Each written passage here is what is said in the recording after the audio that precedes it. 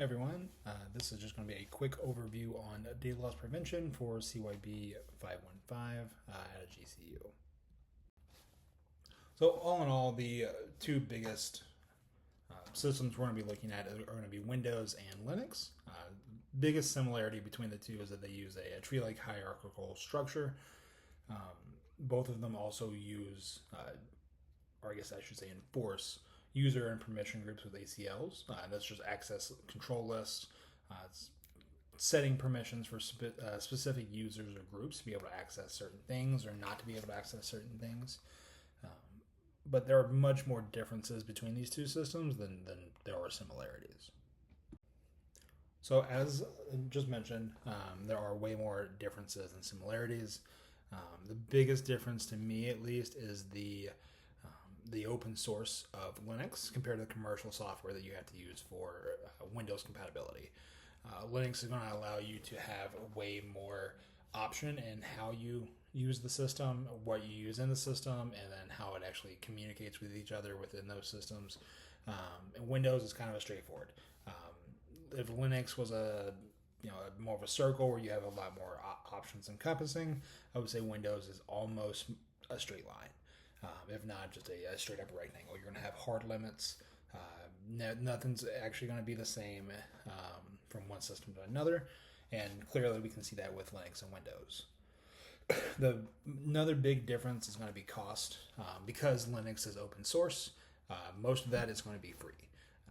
You're going to have to figure that out and use that, and updates aren't going to come as regularly because it is open source. And with Windows, you're going to require license. Cost is going to vary depending on how many licenses you need to purchase and use.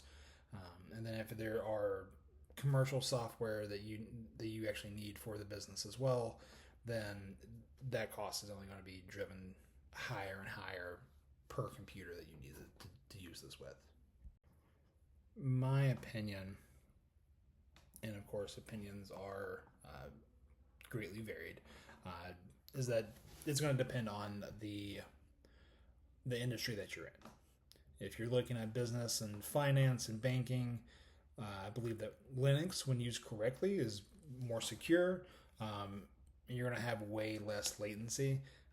So imagine staying up to date minute by minute, or every couple of minutes with penny stocks. If you could get ahead of a curve and buy when something's low before it explodes, just overnight, then of course you would want to do that. Linux is already the cornerstone for systems such as like Google Cloud. So in the end, there's big companies already using this, and there is no hidden, what are they doing behind the scenes? Google is using this for their Google Cloud system. Storage solutions. PowerMax is a pretty good one out there right now. It can handle the blocks and file storage. It's good for mid to large enterprises, just because of how it actually stores that data. And it is able to integrate into virtual machines for virtualized environments. So if you need to test something, you're able to within the tech environment before it actually goes live. So if you're trying to test a patch, test a vulnerability, you'll be able to integrate PowerMax into that. And then, like I said, Google Cloud, it's just like it sounds. Store everything in the cloud. Downfall is it's usually as a pay-as-you-go. It's going to be a monthly subscription or a yearly, depending on how you're actually going to pay for it.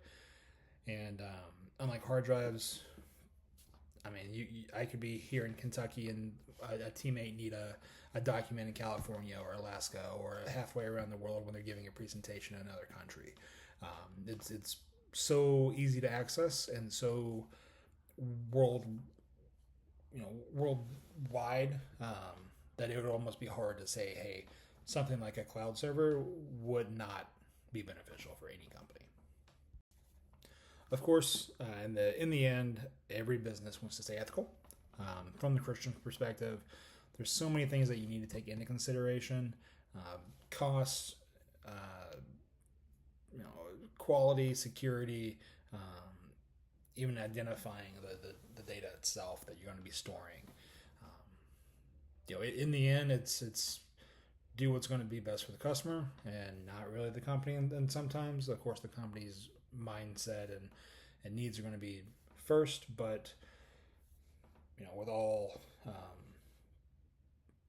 game plans, with all everything, the end goal is what's best. And if you're not going to have somebody coming back to you, then you're not going to make any money. I've gone a little over my time. I'm aware of that, and I apologize. But I did want to add these references, these note sources, just so if somebody did need to follow up on something I've already talked about. There are at least 3 here that the majority of this information came from. I think that myself, I've reviewed these, which does not hold a lot of weight, but these are the ones I've used here. So if you need any more information, here you are.